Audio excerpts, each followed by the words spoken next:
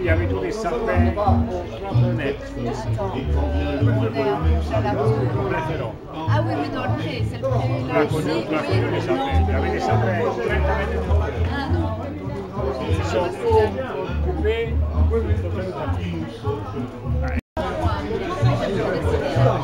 Et donc ici, comme c'est on va passer de ce côté-là de l'eau parce qu'après c'est protégé par la Natura 2000, donc on est obligé de contourner cette partie-là. Le pont là, il est là, le pont. Non, le pont il est là.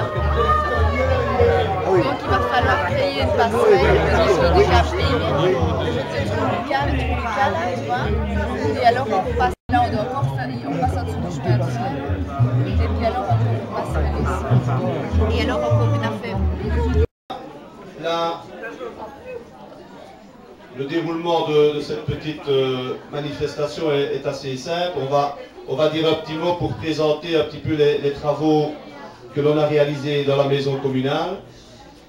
Et puis, on vous laissera librement aller faire un petit tour dans les bureaux.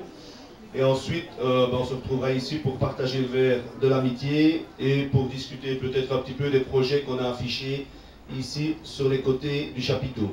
Je voudrais bien d'abord saluer la présence de M. Rancelot, qui nous fait le grand honneur d'être là ce soir. Il s'est même privé derrière la messe de la Moire-Lassus, la messe annuelle de la Moire-Lassus, pour être parmi nous. Donc, je l'en remercie beaucoup. Chers amis, nous sommes très heureux de vous accueillir ce soir afin de vous faire découvrir les quelques modifications que nous avons apportées à la maison communale. En fait, il faut placer les choses dans leur contexte et se rappeler les objectifs que nous nous étions fixés en début de législature. 1. Trouver une solution afin de délocaliser la justice de paix, qui, je vous le rappelle, occupait la moitié de notre bâtiment. 2. Rassembler nos services dans un seul bâtiment. Je vous rappelle que la recette communale est installée à Filot, la recette régionale plutôt est installée à Filot, et que le service urbanisme avait dû être placé dans le petit bâtiment le long du ruisseau. Et 3. Améliorer les conditions d'accueil de la population et par la même occasion les conditions de travail de notre personnel. Le déménagement de la justice de paix était sans aucun doute le plus gros obstacle à franchir. Et effectivement, il a fallu se battre avec le pouvoir fédéral, ce qui n'est jamais facile, et parfois frapper un petit peu du poing sur la table. Mais je suis donc très heureux et fier de la solution trouvée, puisque la justice de paix, dorénavant située en face de la gare, jouit de conditions exceptionnelles. Je me suis même laissé dire que c'était la plus belle de Belgique, et que nous avons ainsi récupéré, nous, l'entièreté de notre bâtiment, donc objectif atteint. Pour rassembler nos services dans notre château, il a quand même fallu faire un petit peu quelques travaux, surtout de mise en conformité, et puis de rafraîchissement. La maison communale a été achetée en 1951, et je ne crois pas mentir, M. Rancelot disant qu'on n'a jamais fait des grands investissements dans le bâtiment. Hormis le placement de châssis double vitrage, pour lequel nous avons obtenu un subside exceptionnel de 90%, le reste des travaux a été réalisé sur fonds propres, et sans aucune dépense somptueuse ni farfelue. Au contraire, comme vous le constaterez, il reste du travail à faire. Il faut toujours regarder un petit peu pour l'année prochaine. Les boiseries, vous allez tout de suite le voir, qui sont d'ailleurs très belles, mériteraient un rafraîchissement. La très belle mosaïque qui couvre le sol de la salle des mariages mériterait aussi une petite rénovation parce qu'elle est de très belle qualité. Et puis c'est vrai, notre beau château, il aurait bien plus belle allure s'il avait une nouvelle toiture et s'il subissait un petit sablage extérieur. Mais ça, ma foi, ce n'était pas essentiel, ce n'était pas dans nos objectifs prioritaires et ça pourra attendre un petit peu. Comme d'habitude, nous serons très attentifs aux appels à projets lancés par la région wallonne. Tous ces travaux ont finalement coûté 253 000 €, ça veut dire 10 millions de francs belges, dont 117 000 € de subsides rien que pour les châssis, soit un coût net pour la commune de 136 000 €, ce qui me paraît finalement très raisonnable quand on voit le prix des travaux dans les marchés publics. Alors je pense quand même que c'est utile de vous donner un petit peu le détail de ces travaux qui ont été réalisés par 9 entreprises différentes et souvent de la région, ce qui me fait toujours plaisir. Donc les châssis, c'est l'entreprise Bâtissomme de Sommeleuse qui a emporté ce marché important, puisque vous imaginez que les fenêtres d'un château, ce n'est pas quelque chose de simple. Et donc c'est un marché de 131 774 €. Nous avons opéré la mise en conformité de l'électricité du premier étage et du deuxième étage.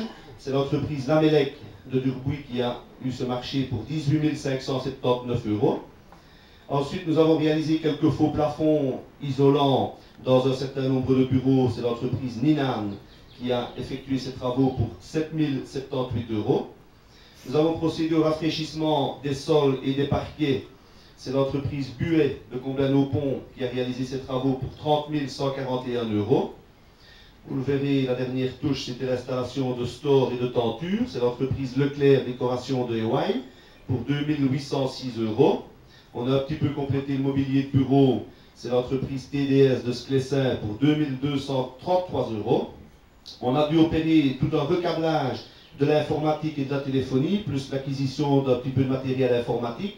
C'est l'entreprise qui gère toute notre informatique, c'est ADIS, qui a réalisé ces travaux pour 17 617 €. On a aussi profité de l'occasion pour restructurer les archives communales, ce qui est, vous en doutez bien, malheureusement on est au XXIe siècle, il y a des ordinateurs, mais on n'a jamais eu autant de papier, et c'est un gros problème pour les administrations, donc on a profité pour faire un gros travail de restructuration.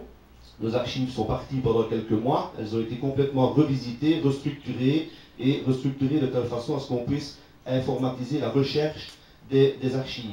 C'est l'entreprise spécialisée MAU qui a réalisé ce travail important pour 43 692 €. Et la dernière petite touche, c'est la signalétique qui n'a encore installé qu'à moitié, parce qu'on voulait quand même qu'il y ait quelque chose aujourd'hui, pour 1 452 €. C'est une jeune entreprise dynamique de la région liégeoise, DKD, qui a réalisé ce petit travail. Donc tout ça pour 253 000 €, avec finalement un subside qui est pratiquement de 50%. Les travaux sont pratiquement terminés, mais les déménagements pas tout à fait, pour des raisons techniques en fait.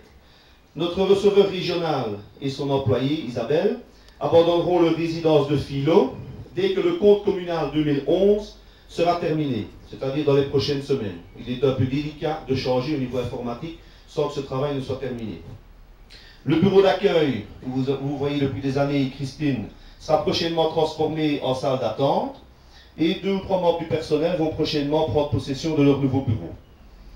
Le but étant finalement d'organiser les différents niveaux du bâtiment par thème. Le rez-de-chaussée sera consacré au secrétariat et à ce qui intéresse le plus la population, c'est-à-dire l'état civil et la population. On y retrouvera des figures connues, donc Christine Lobet, Martine Decolle, Nadine France et Nadine Poncin, et bien sûr M. Bastin, le secrétaire communal. Au premier étage, nous allons constituer un pôle finances et taxes. Nous serons réunis autour de M. Philippin, notre receveur régional, Isabelle Gérard, Laurence Kérini, Joël Prévost et Cédric Coulon. C'est là aussi que se trouve la salle du conseil communal, que vous connaissez probablement, et le bureau du bourgmestre et du collège. Et au second étage, que nous n'occupions pas du tout avant, nous avons déjà installé le pôle cadre de vie, qui réunit urbanisme et environnement. Pour vous y accueillir, nous aurons Mike Minet, qui est déjà en vacances, il n'est pas là aujourd'hui, et qui, pendant la semaine, se partage en fait entre Amoir et Comblain-au-Pont. Et Mélanie Jaspard, notre dernière recrue, c'est notre conseillère en environnement. Et en attendant la réforme des services de secours, qu'on nous promet pour l'année prochaine, Maude Mailleux, qui gère ce service, sera elle aussi installée au second étage. Et puis alors le reste du second étage est consacré aux archives. Alors je voudrais quand même faire un petit clin d'œil à Marianne Jamagne, qui s'occupe de l'entretien quotidien de ce bâtiment, avec son équipe, parce qu'il y a parfois des renforts qui viennent du omnisport. Et en tout, ça fait quand même une belle équipe de 14 personnes qui sont au service quotidiennement de la population. Et je crois pouvoir dire que malgré les conditions de travail et d'accueil qui n'ont pas toujours été idéales, notre personnel a la réputation d'être accueillant et serviable. Et je profite de l'occasion pour les en remercier. Avant de vous inviter à visiter les bureaux, je dois vous prévenir que notre ami Michel Flamax n'a pas résisté à la tentation de faire une exposition et une tombola. C'est sa spécialité. Alors il nous a concocté une petite rétrospective à propos du parc communal du Vieux Fourneau, du bâtiment, et il a installé ça dans la salle du conseil communal. Donc je vous invite à vous y arrêter, à acheter un petit coup d'œil. C'est toujours sympathique de voir des souvenirs d'antan.